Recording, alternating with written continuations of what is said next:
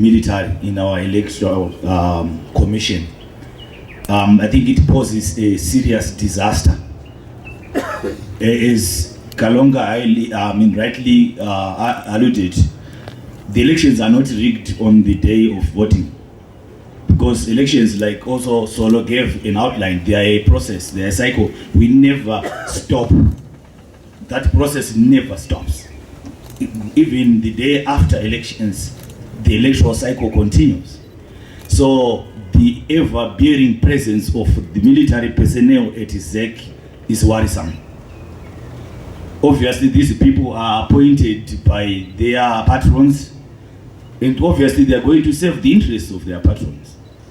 That is clear, and you know what the electoral result will be like. I mean, it's very clear. So the demilitarization of the electoral commission is what we should also be calling for. The issue of the commissioners themselves, I think there was a bit of some improvement in terms of how these people are appointed. But the general commissioners being appointed in that particular way does not do any good significantly, because the chairperson of that commission is appointed by the president. And when the president appoints someone, obviously that electoral process, whatever elections are going to happen, they will favor the person who appointed that chairperson. I mean, it's usually, power usually favors the incumbent, because he manipulates the process, he plays around with who does what, and who does this and that and that.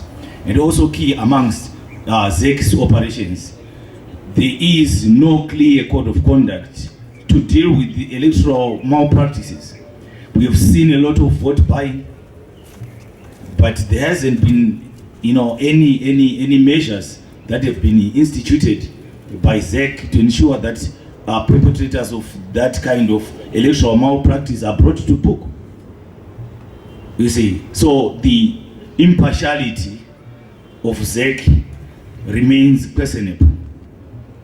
Right now, political parties under the NERA platform have called for a lot of reforms, some which are administrative reforms. And the state, using the police, has tried to resist the people. Recall the NERA demonstration, which was cleared by the High Court to go on. The police used brute force.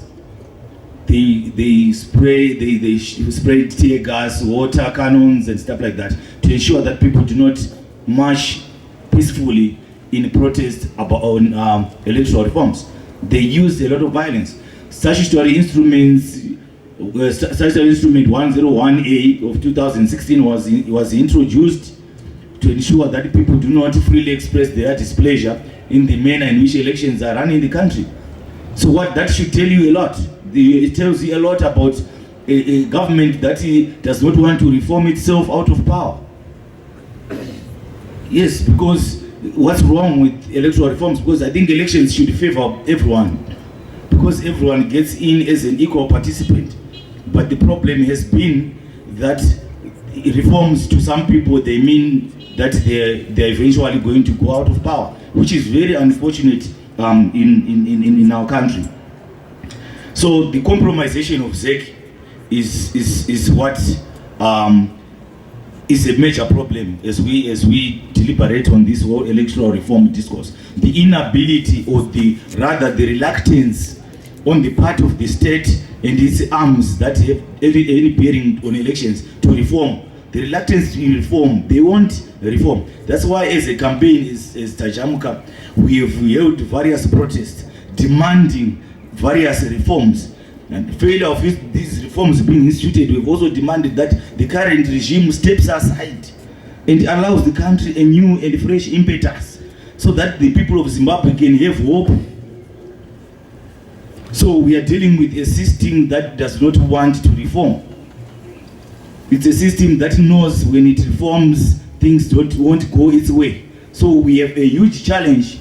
We have a mammoth task as Zimbabweans, as citizens, to realize the reforms that we aspire for. Okay, thank you.